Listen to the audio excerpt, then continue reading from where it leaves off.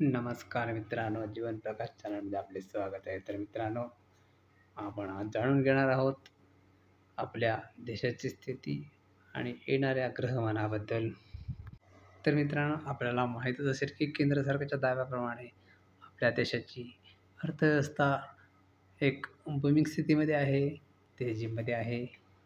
परंतु त्याचबरोबर आपल्याला हे पण लक्षात असेल की आपल्या देशातील कित्येक लोकांना नोकरी नाही आहे, रोजगार नाही आहे, तरी पण सरकार अशा प्रकारचे दावे करत आहे. आपल्या अर्थव्यवस्थेमध्ये तेजी आहे, किती तेजी आहे आणि ती कशी टिकेल याचा अंदाज आपल्याला आपल्या शेअर बाजारावरून लावता येतो. तर मित्रांनो, अशा प्रकारे आपण याचा अंदाज शेअर बाजाराच्या माध्यमातून लावण्याचा प्रयत्न करूया. तर मित्रांनो, आपल्या भारताचे शेअर बाजार एकदम जोरदार तेजीमध्ये आहे. रोज नवीन उच्चांक बघायला मिळत आहेत. भारताचे इंडेक्स कितीतरी वरती आहे, आणखी जगातील बाजारांच्या तुलनेने जास्त तेजीमध्ये आहे. आणखी त्याचे मूल्यांकन हे जास्त आहे, म्हणजेच ओव्हर व्हॅल्युएशन आहे. परंतु मित्रांनो, सध्याची आपल्या बाजारातील तेजी आणखी जागतिक बाजारातील तेजी पाहिल्यावर आपल्याला 2008ची आठवण जरूर येते. कारण 2008मध्ये जे झाले होते त्याच्याचप्रमाणे आता पण होत आहे. आज बाजारामध्ये लोक वेड्यासारखी खरेदी करत आहेत. कंपनीचे व्हॅल्युएशन पाहत नाही आहेत, कंपनीचा ट्रॅक रेकॉर्ड पाहत नाही आहेत, कंपनीचे मॅनेजमेंट न पाहता इन्व्हेस्ट करत आहेत पैसे. आणखी जेव्हा भंगार कंपन्या, कचरा कंपन्या जेव्हा चालत असतात त्यांना चांगली व्हॅल्यू मिळते. याचा अर्थ शेअर बाजारामध्ये घोटाळा होण्याची किंवा प्रॉब्लेम होण्याची शक्यता जास्त असते. तर मित्रांनो, 22 जानेवारी 2008 या रोजी जो बाजाराचा प्रॉब्लेम झाला होता, आणखी बाजारामध्ये जोरदार तेजी आली होती, बाजारामध्ये सर्किट लागले होते, आणखी बाजाराची ट्रेडिंग थांबली होती त्या दिवशी. तर अशीच घटना यापुढे घडेल का, याचा आपण आढावा घेण्याचा प्रयत्न करायचा आहे. तर मित्रांनो, आपण पाहिले असेल की 22 जानेवारी 2008 रोजी जो घोटाळा झाला किंवा जो डिफॉल्ट झाला, आणखी शेअर बाजार कोसळला, तेव्हा स्थिती कशी होती, आणखी त्याच्या अगोदरची स्थिती कशी होती. तर मित्रांनो, त्याच्या अगोदर 2-3 महिने बाजारामध्ये अनिश्चितता निर्माण झाली होती. नवीन अफवा येत होत्या, बातम्या येत होत्या आणि बाजार त्याप्रमाणे उतार-चढाव करत होता. तर मित्रांनो, आपण डिसेंबरपासून पाहिले असेल की आपल्या बाजारात देखील तशाच प्रकारची उलाढाल होत आहे, आणखी उतार-चढाव होत आहेत. अचानक तेजी, अचानक मंदी येत आहे. आणखी त्याप्रमाणेच बाजारामध्ये अनिश्चितता निर्माण झालेली आहे. बाजार अचानक पडत आहे, आणखी अचानक वरती जात आहे आणि लोकांना असे वाटत आहे की बाजार पडला की नंतर वरती येतो. त्यामुळे प्रत्येक मंदीमध्ये बाजारात पैसा येत आहे, DIIमध्ये पैसा येत आहे. लोक म्युच्युअल फंडच्या माध्यमातून इन्व्हेस्ट करत आहेत, आणखी त्यामुळे बाजार वरती येत आहे असा लोकांचा समज झाला आहे. परंतु आपल्या लक्षात आलं असेल की FI हे रोज विक्री करत आहेत, क्वचितच खरेदी करत आहेत. फ्युचर्स ऑप्शनमध्ये पण ते विक्री करत आहेत. म्हणजेच याचा अर्थ असा होतो की FI तर विक्री करत आहेत, परंतु बाजारावरती जात आहे. हे एक पचनी पडत नाही आहे.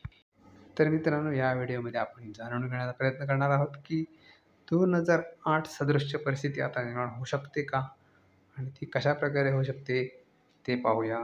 तर ही कुंडली आहे 1 एप्रिल 2024ची. या कुंडलीमध्ये आपण पाहू शकता की शनी आणखी मंगळ यांची युती होत आहे, जी बाजाराला पोषक नाही आहे. आणखी जिओपॉलिटिकल म्हणजेच जे जगामध्ये वेगवेगळ्या देशांमध्ये युद्ध सदृश परिस्थिती निर्माण होत आहे, त्याप्रमाणे युद्धाचा भडका होत आहे. त्यामध्ये वाढ होण्याची शक्यता आहे शनी मंगळ योगामुळे. त्याचबरोबर मित्रांनो, शनीची दृष्टी ही बुधावर पडेल, हर्षरवर आणखी गुरुवर पडत आहे. शनीची तिसरी दृष्टी गुरु आणखी बुधावर पडणे हे बाजारासाठी नक्कीच योग्य नाही. त्याचबरोबर मित्रांनो, शुक्र, रवी आणखी नेपच्यून हे राहूने ग्रस्त होत आहेत. शुक्र राहूने ग्रस्त झाला आहे, त्यामुळे व्यापारामध्ये आणखी उलाढालीमध्ये प्रॉब्लेम येऊ शकतात. त्याचबरोबर समोर नेपच्यून आहे जलराशीचा, त्यामुळे बऱ्याचशा अनाकलनीय घटना घडतील, अनपेक्षित उतारचढाव होतील, आणखी त्याचे कारण शोधण्यास वेळ लागेल. बाजारात अचानक उतारचढाव होतील, आणखी बाजार कोसळू शकतो मार्चच्या शेवटी किंवा एप्रिलच्या सुरुवातीला. तेव्हा मित्रांनो, यावेळी सावधान असणे आवश्यक आहे. याच वेळी बुध हा ग्रह वक्री होत आहे, त्याचा देखील बाजारावर परिणाम विपरीत होऊ शकतो. कारण बुध हा ग्रह जेव्हा वक्री होतो तेव्हा बाजारामध्ये एक ट्रेंड बदलतो, ट्रेंड सेट होतो, तेजी होते किंवा मंदी होते. मंदी असेल तर बाजार तेजीमध्ये जातो, तेजी असेल तर मंदीमध्ये जातो. तर मित्रांनो, त्याचबरोबर त्या दिवशीची नवमांश कुंडली आता देत आहोत. तर या नवमांश कुंडलीमध्ये आपण पाहू शकता, मंगळ हा उच्चीचा आहे, मंगळ हा राहुग्रस्त आहे नवमांश कुंडलीमध्ये. त्याचबरोबर शनी हा मीन राशीमध्ये दिसत आहे, बुध हा मेषेला आहे, त्याचबरोबर चंद्र मिथुन राशीला, शुक्र हा कर्क राशीला, नेपच्यून सिंहेला, त्याचबरोबर रवी आणखी हर्षल हे धनुराशीला आहेत, गुरु हा वृषभ राशीला आहे. तर या नवमांश कुंडलीमध्ये आपण पाहू शकता की बुध हा ग्रह शत्रू राशीला गेलेला आहे, शुक्र हा ग्रह शत्रू राशीला आहे, शनी हा ग्रह देखील शत्रू राशीला गेलेला आहे, मंगळ शत्रू राशीला परंतु उच्च राशीमध्ये, त्याचबरोबर शुक्र हा ग्रह शत्रू राशीला आहे. म्हणजेच नवमांश कुंडलीमध्ये देखील बाजाराशी पूरक असलेले बुध, शुक्र आणखी गुरु हे ग्रह शत्रू राशीला आहेत. शनी पण शत्रू राशीला आहे, मंगळ देखील शत्रू राशीला आहे. त्यामुळे मित्रांनो, याचा विपरीत परिणाम बाजारावर होऊ शकतो. तर या कुंडलीच्या आधारे आपल्याला असे सांगता येईल की 1 एप्रिलच्या आसपास बाजाराला एक मोठे खिंडार पडू शकते, एक गुप्त बातमी बाहेर येऊ शकते, किंवा बाजार अचानक कोणतीही बातमी नसताना जोरदार कोसळू शकतो. आणखी त्यानंतर चौकशीनंतर त्याचे कारण आपल्याला माहिती पडू शकते. त्यामुळे मित्रांनो, 1 एप्रिलच्या अगोदर जास्तीत जास्त मुनाफा वसुली करा, प्रॉफिट बुक करण्याचा प्रयत्न करा, आणखी त्यानंतर शेअर कमी भावामध्ये खरेदी करायला मिळतील याची आशा आपल्याला ठेवण्यासारखं नाही. आणि जेव्हा बाजार कोसळेल तेव्हा मोठ्या कंपन्यांचे, चांगल्या कंपन्यांचे, फंडामेंटल कंपन्यांचे आपल्याला शेअर खरेदी करायचे. फंडामेंटल कंपन्या म्हणजेच Reliance, HDFC, ICICI bank, SBI, Larsen and Toubro, TCS, Infosys आदी शेअर आपल्याला खरेदी करायचे आहेत.